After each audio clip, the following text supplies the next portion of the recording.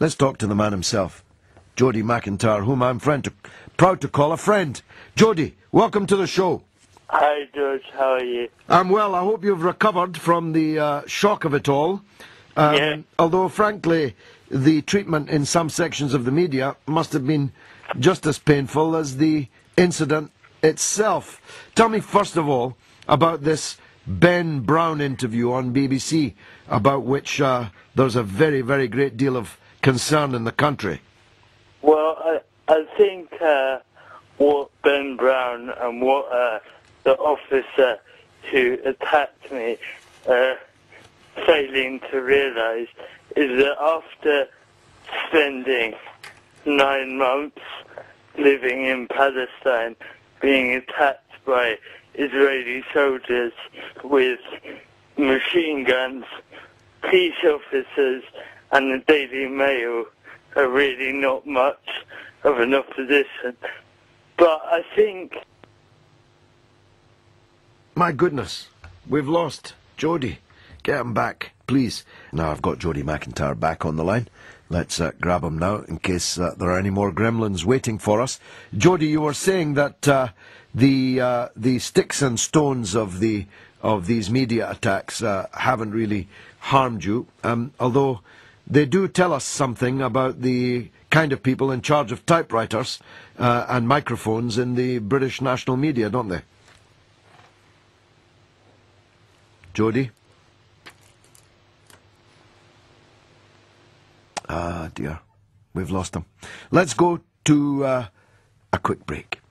And we're talking to Jody McIntyre, the young man in a wheelchair, suffering from cerebral palsy, who was dragged from that wheelchair on camera by police officers and dragged bodily across the road for no reason that could be discerned, at least from the video.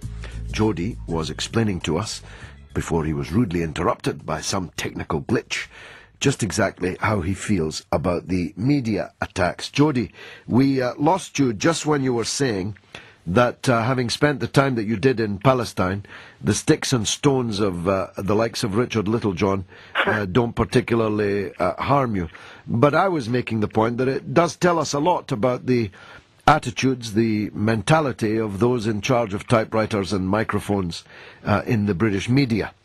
Well, I think the problem is that as a disabled person, because I'm refusing to play the victim, to play the role that they would like to assign for me, the media is instead choosing to attack me.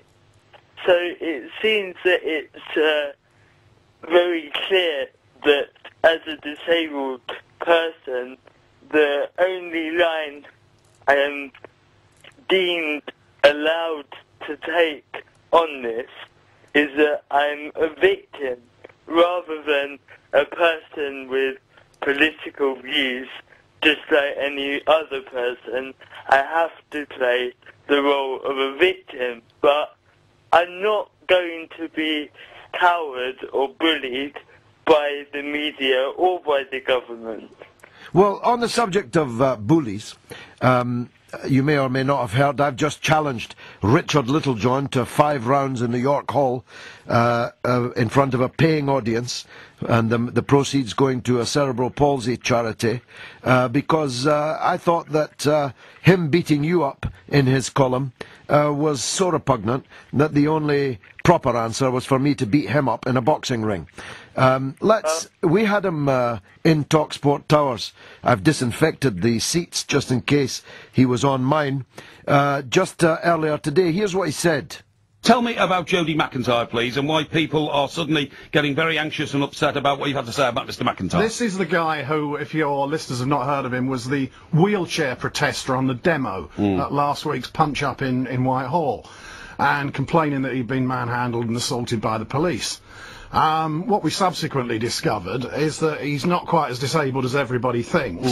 Sky Television had pictures of him trying to clamber over the railings, and we've discovered this week that on his website he actually boasts during the Millbank invasion of climbing up 18 flights of stairs while his mates carried his wheelchair. Now, what happened, what upset these people is I did him up like Andy from Little Britain. Want to go to the riot? Don't like it. You know, and the thing is, when I compared him to Andy, I hadn't read the idea that he'd actually been up the stairs at Millbank, and it's even more like talk about you couldn't make it. I mean, is he actually then not disabled at all? He is disabled. I think he does have a debilitating illness.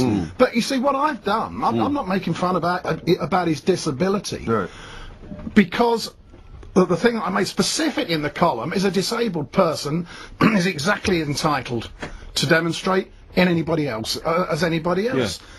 I just thought it might have been a good plan to just keep a little safe distance instead of having his brother pushing straight into the old bill carrying a team of riot shields. And what I've done, actually, I've taken him at his own estimation. I've ignored his disability. I would be just as offensive about an able-bodied person. I'm an equal opportunities abuser. Well, of course, he didn't ignore your disability, did he? Because he likened you to Andy from Little Britain, and he even threw in the sound effects to make it more pungent a point. I personally haven't heard and haven't read anything lower than Littlejohn's attack on you. Tell me how you react to that. Well, the problem is that the character he's referring to isn't disabled. So he's actually claiming in his Daily Mail column that I'm faking my disability, which is actually it's scientifically impossible. But I have made a complaint to the Press Complaints Commission, and I am in discussions with my lawyer about further legal action. Well, in my opinion, and I know a thing or two about these things, that's defamatory. Because I don't want to hurt your feelings, but anyone who spent 25 seconds in your company would know just how disabled you are.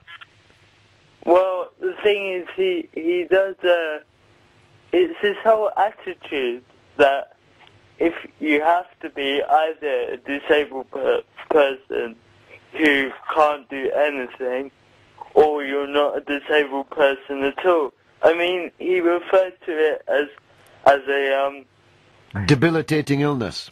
Yeah, I don't have a debilitating illness. I've got a disability that I was born with. It's not an illness in any way, shape or form.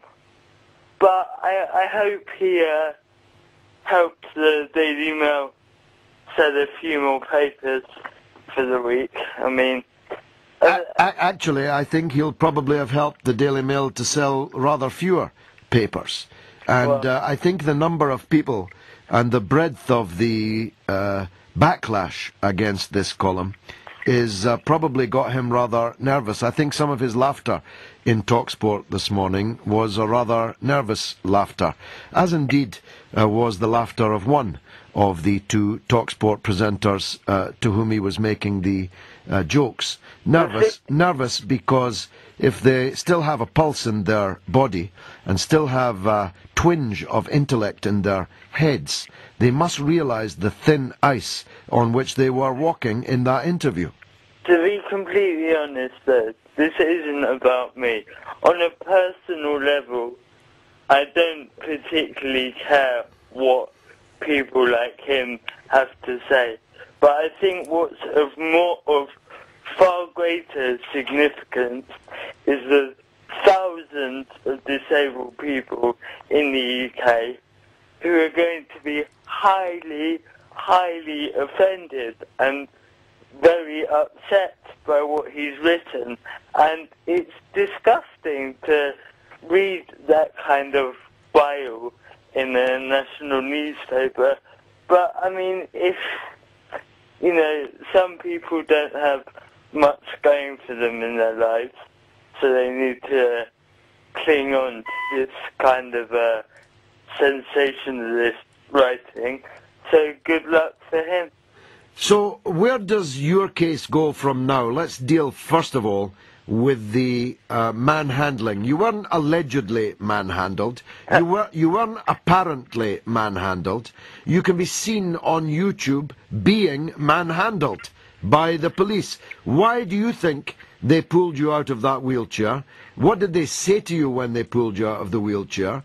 And what are you doing about it? So, of course, the incident that's been widely viewed on YouTube is the second of the two incidents in that demonstration in which I was attacked by the police. As you've referred to, it was very interesting that whilst I was being introduced on the BBC interview, the presenter, Ben Brown, used the word appeared to show whilst the video was being played. Now, of course, we all know that if this is a video of Prince Charles and Camilla or a police officer being attacked, then it wouldn't have been referred to as appeared. It would have been referred to as fact. That this is the role of the BBC as the state media in this country, is to protect the interests of the government and to protect the interests of the state. And I really think they're losing a lot of credibility as a newscaster for their inability to steer themselves away from the government line in any way, shape or form. In terms of my case, I am in talks with my lawyer. An official complaint has been made to the IPCC, but as I wrote in my column for The Independent today, although I will cooperate fully, I don't have a huge amount of faith in what that investigation will achieve. But I think the actions of that police officer against me has exposed in a wider context what the role of the police is in demonstrations, which is time and time again to provoke, initiate and incite violence. But despite that, despite their bullying tactics, these demonstrations are not going to end. And on January the 29th, there will be another demonstration, and there will be thousands of students on the street. And it's very interesting that we now have government ministers debating the possibility of the police using water cannons. And this seems to have provoked a huge backlash amongst the public. But we've been using water cannons in Northern Ireland for decades. We've been using far more dangerous weapons in Iraq and in Afghanistan and across the world. So really, all it is that we are seeing now is that the weapons that we so flagrantly use against people around the world may now be used against our own citizens. Jody McIntyre, I'm proud of your son, journalist and activist. Thank you very much indeed. This is The Week. This is George Galloway.